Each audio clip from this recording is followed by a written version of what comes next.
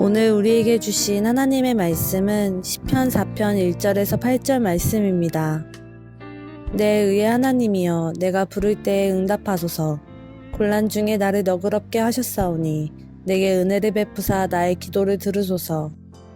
인생들아, 어느 때까지 나의 영광을 바꾸어 욕되게 하며 헛된 일을 좋아하고 거짓을 구하려는가. 여호와께서 자기를 위하여 경건한 자를 택하신 줄 너희가 알지어다.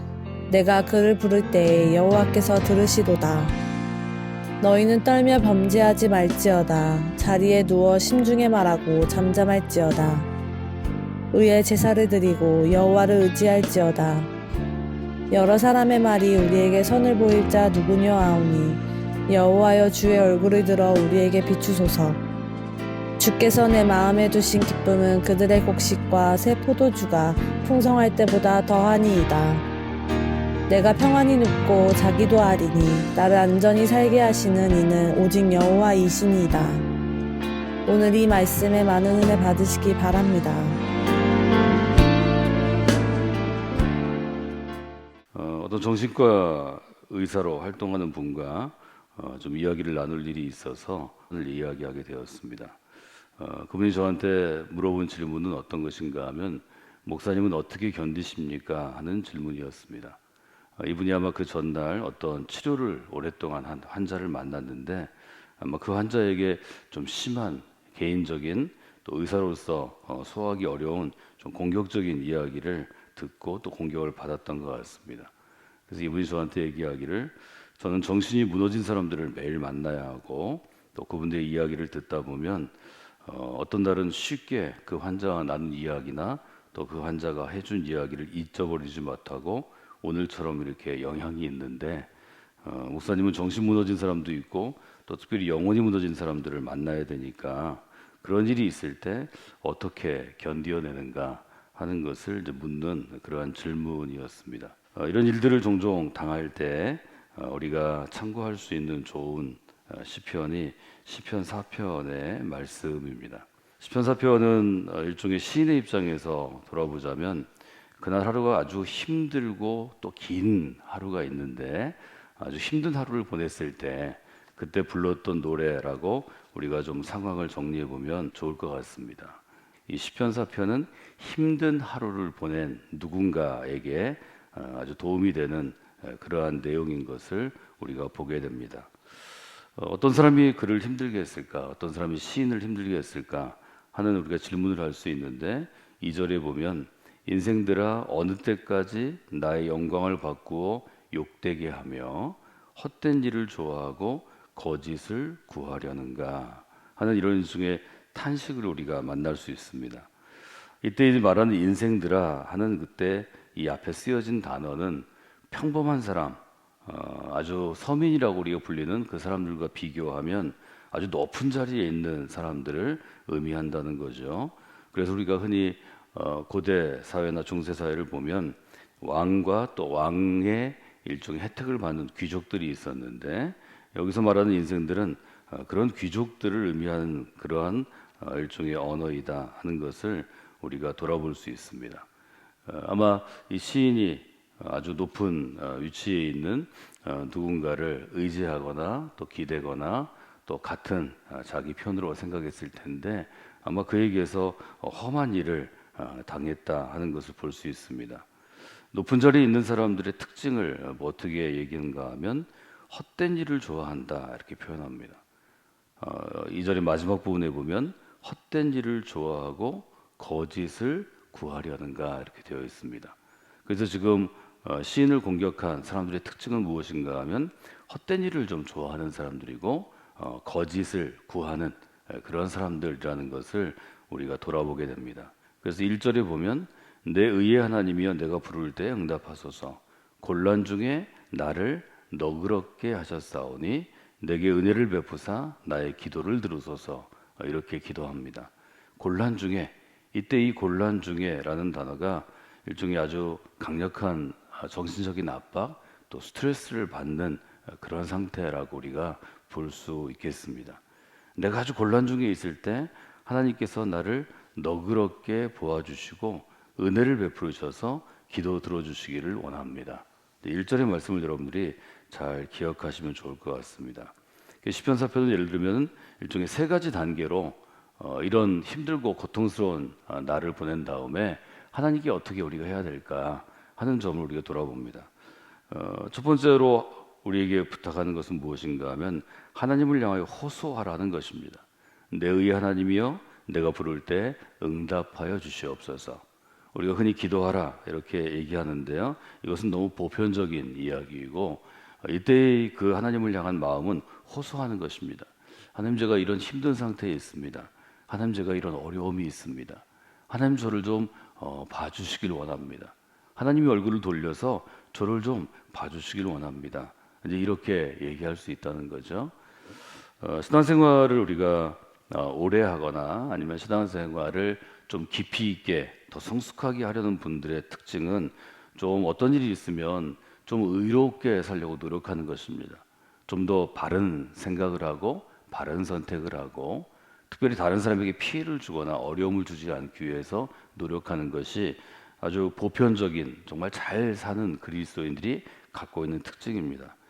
근데 이렇게 아무리 노력을 해도 우리가 직장 생활을 하거나 또 사회생활을 하거나 심지어 가족 중 형제 자매 중에도 이것들을 아주 귀하게 여기지 않고 오히려 이런 사람들이 잘 참아내고 다른 사람을 공격하지 않고 보복하지 않기 때문에 함부로 대하는 사람들을 만날 때가 있습니다. 말을 함부로 하거나 행동을 함부로 하거나 실제로 좀 어려움을 줄 때가 있죠. 말하자면 손해보게 할 때가 있습니다. 사람들은 이때 화도 내고 또 소리도 지르고 싸움도 합니다. 근데 근본적으로 우리가 신앙생활을 좀 깊이 있게 하려면 화내는 것도 좀 피하고 특별히 싸움은 좀 안 하려고 하기 때문에 혼자 소화해야 되는 부분들이 있는데 이 혼자 소화하는 것을 그냥 내 의지로 내 신념으로 참기만 하면 그게 오히려 병이 도지는 경우가 있습니다. 그럼 우리가 왜 하나님 앞에 나아가 하나님께 호소해야 되는가? 그것은 하나님께서 우리를 택하여 부르셨는데 경건한 자로 택했기 때문입니다. 3절에 보면 여호와께서 자기를 위하여 경건한 자를 택하신 줄 알지어다. 우리가 그리스도인으로 살아가면 우리 안에 주어지는 가장 좋은 선물이 경건을 맛보게 되고 경건함으로 나아가게 된다는 거죠. 그래서 우리는 경건한 사람들이 실제로 아니었지만 하나님께서 경건한 사람으로 택하셨기 때문에 경건한 사람으로 살려고 노력해야 되는데, 경건한 사람이 하나님을 부를 때 4장 3절에 보면 내가 그를 부를 때 여호와께서 들으시리로다.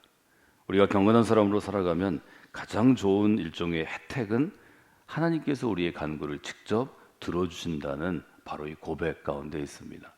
여러분들이 하나님을 향하여서 경건한 마음으로 또 경건한 자로 살고 하나님의 이름을 부를 때 하나님께서 들어주시는 그런 아주 특별한 그런 관계를 형성하시기를 주님의 이름으로 부탁을 드립니다. 택하다라는 말은 어떤 말인가 하면 분리하여 구별하다라는 뜻입니다. 하나님 뭘 택한다는 것은 제가 예를 들어서 이 빨간색을 택했다면 펜이 여러 개 있는 데서 빨간색을 골라서 떨어뜨리는 거예요. 제가 집어들면 분리해서 구별하는 것입니다. 그래서 하나님께서는 경건한 사람을 택해서 경건하지 않은 자들 가운데서 분리하셨다, 구별하셨다. 이것이 택하다의 의미입니다.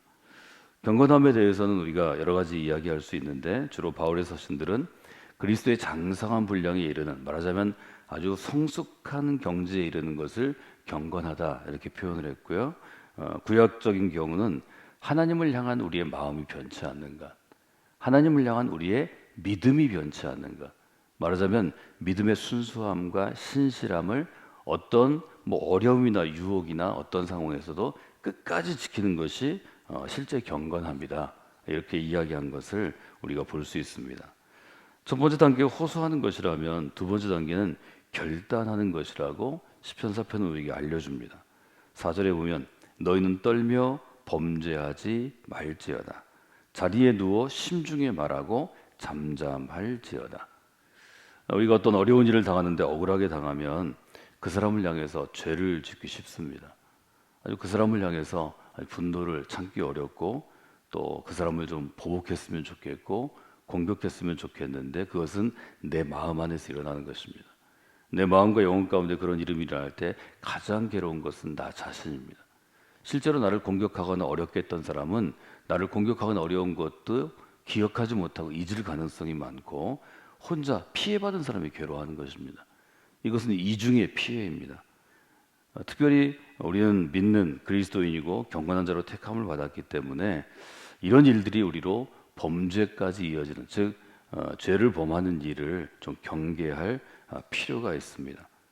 똑같은 사람이 되지 않겠다고 우리 자신에게 이야기하고 똑같은 일을 하지 않는 것이 우리의 믿음에 더욱더 성숙함이 있고 우리의 삶을 지켜주는 것을 우리가 좀 돌아볼 필요가 있습니다. 떨며 범죄하지 말지어다 라는 말은 내가 이제는 이런 어려움 때문이 있지만 이 어려움으로 오늘 밤을 지새우면서 또 다른 죄를 범치 않도록 자기를 좀 둘러싸는 것입니다. 이 일 가운데 우리는 우리의 믿음이 아주 크게 성숙하는 것을 배울 수 있습니다. 에베소 4장에 보면 우리 잘 알려진 구절이 있는데요. 분을 내어도 화를 내어도 죄를 짓지 말고 해가 지도록 그 분을 품지 말아라 하는 구절이 있는데 바로 이 시편 4편을 인용한 것으로 보게 됩니다. 우리가 아무리 신앙생활 열심히 해도 또 믿는 사람으로 높은 단계, 높은 그러한 깨달음을 얻게 되어도 화가 나는 것을 참을 수는 없습니다. 그러나 그 화로 인해서 나 자신을 잃고 나 자신을 잃었기 때문에 또 다른 죄를 범하게 된다면 그것은 두 가지, 세 가지 잘못을 연이어 범하게 되는 것입니다. 특별히 악한 세력, 예수님께서 사단이라고 부르는 죄의 세력들은 경건한 사람으로 하여금 분을 내게 하고 그 분노로 인하여서 죄짓도록 일부러 밀어가는 경향이 있습니다.